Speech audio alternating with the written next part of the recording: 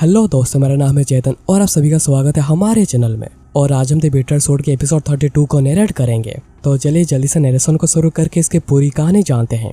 Episode के starting में हम देखते हैं कि जिन्मू का स्वॉर्ड जियोनो के पेट के अंदर घुसा हुआ था, पर यह काम जिन्मू ने नहीं उसके स्वॉर्ड ने किया है। और जियोनो को जिन्मू के स्वॉर्ड के ऊपर एक फिगर भी दिखती है जो कि एक लेडी की फिगर थी। और ये देखकर जियोनो काफी ज्यादा डर गया था और उसे समझ में भी नहीं आ रहा है कि आखिर कौन से टाइप की मार्शल आर्ट है।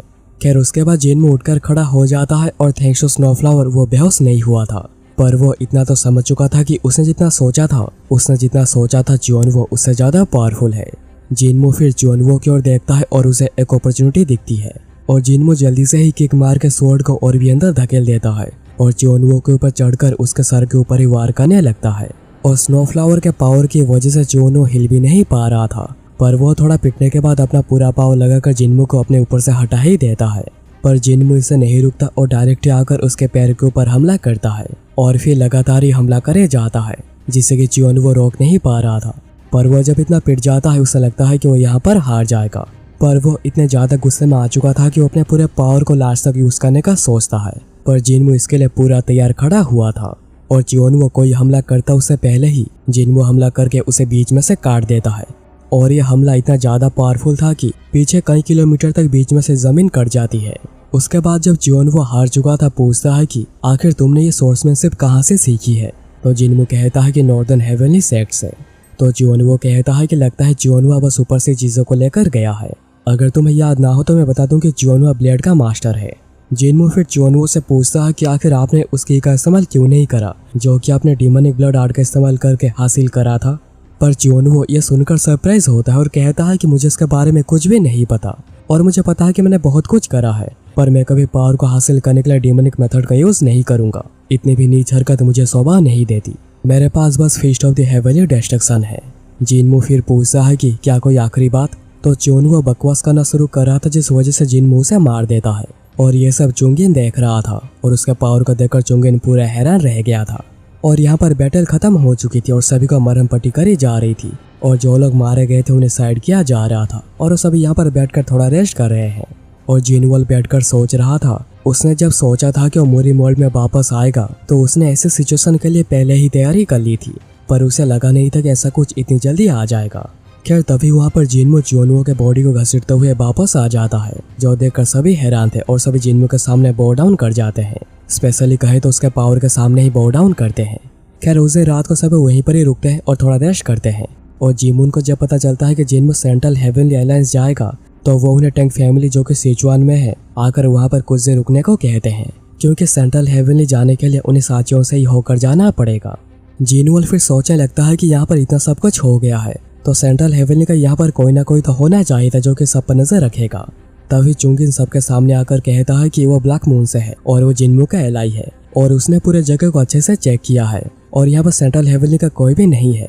जिन्मू फिर अपने चारों तरफ देखकर नोटिस करता है कि यहाँ पर जो भी लोग हैं सभी लोगों ने कभी न कभी जिन्मू की मदद ली है। तो अभी समय आ गया है पेबैक का। और जिन्मू जाकर जिन्मू के कान में कुछ कहता है और फिर वो सबके सामने रिवील कर देता है कि जिन्मू ही नॉर्दर्न हेवनली सेक्ट का डिसेंडेंट है, जो सुनकर सभी को काफी बड़ा झटका लगता है, क्योंकि उन्होंने कभी ऐसा एक्सपेक्ट नहीं किया था कि जिन्मू कोई ऐसा निकलेगा। जिन्मू फिर सभी को कहता है कि जिन्मू ने एक न एक टाइम पर उन सभी की मदद करी है, तो अभी समय आ गया है थोड़ा पेबैक का। पर इसमें उन्हें ज्यादा कुछ नहीं करना, बस आज यहाँ पर जो हुआ है उसे अपने तक ही रखना है, किसी को नहीं बताना, ताकि जितना ज्यादा समय हो सके वो जिन्मू की आइडेंटिटी छुपा कर रख पाए। क्योंकि अगर अभी सेंट्रल हेवन से जिन्मू के ऊपर फुल फोर्स से हमला किया तो जिन्मू कितना भी पावरफुल क्यों ना हो वो उन्हें रोक नहीं पाएगा। तो जब तक सेंट्रल हेवंस को खुद इसके बारे में पता नहीं चल जाता उन्हें इस बात को छुपा कर ही रखनी पड़ेगी और इसे भी जिन्मू को स्ट्रॉन्ग टीम को भी तैयार करना पड़ेगा। जिन्मू चुंगिन को एक फेक मैसेज स्प्रेड करने को कहता है, जिसमें यह होगा कि जिन्मू को बंद करने के बाद जिन्मू बहुत ही ज्यादा गुस्सा हो गया था और उसने इसे गुस्से में साइलेंट नाइट के ऊपर हमला कर दिया, जहाँ पर उसकी मौत हो गई। खैर उसके बाद व्हाइट ड्रैगन मर्चेंट रोड वापस जाने के लिए निकलती है और वह जिन्मू को कभी भी किसी भी समय पर हेल्प करने की बात भी करते हैं। और उनके साथ मिस्टर हुआंग भी वापस जा रहे हैं क्योंकि उन्हें मैडम ताइता ने बुलाया है। और उनके साथ मुंजंग भी वापस जा रहा है ज्यादा ट्रेनिंग करने। और उनके साथ आयरन ब्रिगेड भी जाने के लिए निकलती है और वो भी जिन्मू की कभी भी हेल्प करने की बात करते हैं। और फिर योंग जिन्मू से कॉन्करर ग्रुप की बात भी करता, जिनके पास अच्छी खासी पावर और अथॉरिटी भी होगी। और कॉन्करर ग्रुप का काम होगा साइलेंट नाइट को रोकना और इस अपॉर्चुनिटी को हासिल करने के लिए बहुत सारे मार्शल आर्टिस्ट सेंट्रल हेवंस की ओर जा रहे हैं। पर कॉन्करर ग्रुप में उन्हीं को ही ज्यादा प्रेफरेंस दी जाएगी जो कि रेस्पेक्टेड फैमिली और फैक्शन से आते हैं। योंग को लग रहा था कि जिनमू सेंट्रल हेवंस की ओर इसलिए जा रहा है ताकि वो कॉन्करर ग्रुप को ज्वाइन कर पाए। पर यह सब सुनकर जिनवॉल को कुछ अजीब फील हो रहा था। पर जिनमू बताता है कि वो इसलिए नहीं जा रहा क्योंकि एक न एक दिन सेंट्रल हेवन एलायंस को उसके बारे में पता चल ही जाएगा, तो इससे अच्छा यही होगा कि वो खुद ही उनके सामने चला जाए। खैर उसके बाद आर्यन ब्रिगेड भी अपने काम पर निकल जाती है। तभी सीन कट होता है जोकमू और ह्योडोंग के ऊपर जिन्हें कि मार दिया गया था और उन्हें मारा है चोनुओ के बेटे उनक्यूंग ने, जिसका दिमाग में अभी और कुछ चल रहा है और वो कहता है कि अभी समय आ गया है मेरे पावर को दिखाने का। फिर अगले दिन जिनमू टैंक फैमिली के साथ ही आगे बढ़ता रहता है और वह चोनुओ के बातों के बारे में सोच रहा था। अगर चोनुओ ने डिमोनिक आर्ट को परफॉर्म नहीं करा तो आखिर कौन है जिसने ये सब किया है, और उसे चोनुओ के बेटे उनक्यूंग के ऊपर शक हो रहा है। फिर चुंगी नाकर बताता है कि उन्हें अभी और भी 10 दिन चलना होगा, जब जाकर वो एक छोटे से गांव तक पहुंच पाएंगे। और फिर पूरा दिन आगे बढ़ने के बाद वो सभी रात को एक जगह पर आकर आग जलाकर रुकते हैं और जिनमू अकेले बैठकर कुछ सोच रहा था। और फिर जिनो लाकर उसे थोड़ी बातें करता है और उसे हौसला देता है, और ऐसे भी वो तो है ही उसे असिस्ट करने के लिए। खैर उसके बाद वो चलते चलते शहर तक पहुंच जाते हैं जहाँ पर वो एक दिन रहकर रेस्ट करने का सोचते हैं। पर तभी एक ककड़ू लड़का जो कि चोर था जिनमू से आकर टकराता है और फिर बड़ी चालाकी से जिमून के पास से पॉइजन्स को चुरा लेता है, जो कि वो सोच रहा था कि इसमें पैसे होंगे। और वो जैसे पाउच को खोलता है उसके पॉइजन की वजह से उसे मर जाना चाहिए था, पर उसे कुछ भी नहीं होता। जिनमू तभी भागकर जाता है पॉइजन को वापस लाने, पर वो लड़का पॉइजन को वापस देने से मना कर देता है और जिनमू से ही लड़ने लग जाता है क्योंकि उसे ऐसे भी मार्शल आर्टिस्ट बिल्कुल भी पसंद नहीं। पर वो जिनमू के सामने कुछ भी नहीं था। जिनमू से जब चाहे तब उसे मार सकता था, पर जिनमू समझ पा रहा था कि उसके अंदर काफी पोटेंशियल है, पर कैसे यूज करना है उसे नहीं पता है। तभी हमें एक फ्लैशबैक दिखाया जाता है उसी लड़के का जो कि बचपन में ही अनाथ हो गया था, पर उसके जो मदर थी उन्हें पता था कि उसके पास एक टैलेंट है, इसलिए मरने से पहले उन्होंने उसे कुछ पैसे दिए थे जिससे कि वो जाकर एक सेक्ट में एंट्री ले पाए और अपने टैलेंट को इम्प्रूव कर पाए। पर उसके गरीबी को देखते हुए उसे किसी भी सेक्ट ने नहीं लिया और इसी वजह से उसे मार्शल आर्टिस्ट के ऊपर बहुत ही ज्यादा गुस्सा है। पर प्रेजेंट में जिमून भागकर आकर जिनमू को रुकने को कहते हैं क्योंकि इस लड़के जैसा टैलेंट बहुत ही कम होता है, क्योंकि उन्होंने देखा कि उस लड़के के पास पॉइजन के खिलाफ काफी ज्यादा अच्छी इम्यूनिटी है और उसके पास अच्छे खासे मार्शल आर्टिस्ट के टैलेंट भी है, बस उसे पॉलिश करना बाकी है। और ऐसा कोई कॉम्बिनेशन किसी के पास होना बहुत ही रेयर है। उन्हें बस उसके पर्सनालिटी को थोड़ा फिक्स करना पड़ेगा और सब कुछ ठीक हो जाएगा।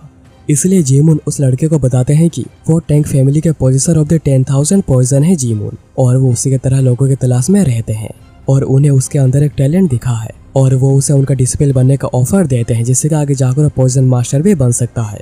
और ये सुनते ही वो लड़का मास्टर कहकर बो डाउन कर जाता है और इस लड़के का नाम है रियूसान। खैर उसके बाद हमें एक मर्चेंट ग्रुप को दिखाया जाता है जो कि मेनलैंड की ओर जा रही थी चीजों को सेल करने, पर रात होने की वजह से वो टूटे फूटे जगह पर रहने का फैसला करते हैं जहाँ पर उन्हें एक लड़की बैठी हुई मिलती है जो कि है यूना, और वो भी मेनलैंड की ओर ही जा रही थी। मर्चेंट ग्रुप का एक आदमी यूना को सूप भी पीने को देता है और ये बिल्कुल वैसा ही सूप है जो कि जिन्मू बनाकर उसे पिलाया करता था, पर उसे भी जिन्मू के बारे में कुछ भी याद नहीं है। पर उसे लगता है कि उसने ये सूप कहाँ पर तो पहले पिया है। और फिर उस आदमी का आग्रह करने पर जिसका यूना के ऊपर क्रश आ चुका था, यूना उनके साथ चलने को राजी हो जाती है। खैर उसके अगले दिन जिनवू वगैरह निकलने को पूरा तैयार हो गए थे, पर जिनवू देखता है कि रियूसान की आंखें पूरी फुली हुई है। इसके बारे में पूछने पर जिमून बताते हैं कि रियूसान के पास बचपन से ही कोई नहीं था जो कि उसकी बातें सुनता, इसलिए वो कल पूरी रात बैठकर जिमून को अपनी दुख भरी दास्तां सुना रहा था। और जिमून को पूरा भरोसा है कि रियूसान के अंदर बहुत ही पोटेंशियल है, और रियूसान यहाँ पर जिनमू को देखकर कहता है कि वो कड़ी मेहनत करेगा और वो जल्दी उसे भी सरपास कर देगा। और फिर वो सभी आगे बढ़ना शुरू करते हैं। उसके बाद शाम को जेंग मुसेंग को लेकर हायरिंग के पास पहुंचता है और मुसेंग ने जैसा सोचा था हायरिंग उसे जिनमू के बारे में ही पूछती है और मुसेंग जैसा बताता आया है वही बताता है। उसने जिनमू को एक घर के अंदर जाता हुआ देखा था जो कि जलकर गिर गया था, और उसने वहां से जिनमू को कई दिनों तक बाहर आता हुआ नहीं देखा। पर अगर उसके जाने के बाद जिनमू निकला होगा तो उसे उसके बारे में नहीं पता। पर हायरिंग को मुसेंग के बातों पर पूरा भरोसा नहीं होता। उसे लग रहा है कि मुसेंग कोई बात तो छुपा रहा है, इसलिए वो जेंग को मुसेंग के ऊपर ही नजर रखने को कहता है। वहीं पर मुसेंग भी बाहर आने के बाद सोच रहा था हायरिंग अभी जिनमू के खोज में निकल चुकी है, और ऐसे इसलिए क्योंकि आउटसाइडर्स में बस जिनमू को सूचियों का शर्मनाक हार के बारे में पता है और हायरिंग नहीं चाहती कि इसके बारे में और किसी को पता चले। और उसे ये भी पता है कि हायरिंग को उसके बातों के ऊपर भरोसा नहीं हुआ है, तो उसके ऊपर अभी से काफी कड़ी नजर रखी जाएगी। अभी समय आ गया है मेरे चाल को चलने का। और ये एपिसोड यहाँ पर ही खत्म हो जाती है। तो दोस्तों इस वीडियो के लिए बस इतना ही। अगर तुम्हें ये एपिसोड और मेरे नरेशन पसंद आई हो तो वीडियो को लाइक करना मत भूलना, और हो सके तो चैनल को सब्सक्राइब करके तुम हमें सपोर्ट भी कर सकते हो। तो चलो मिलते हैं एक और एक्साइटिंग वीडियो में।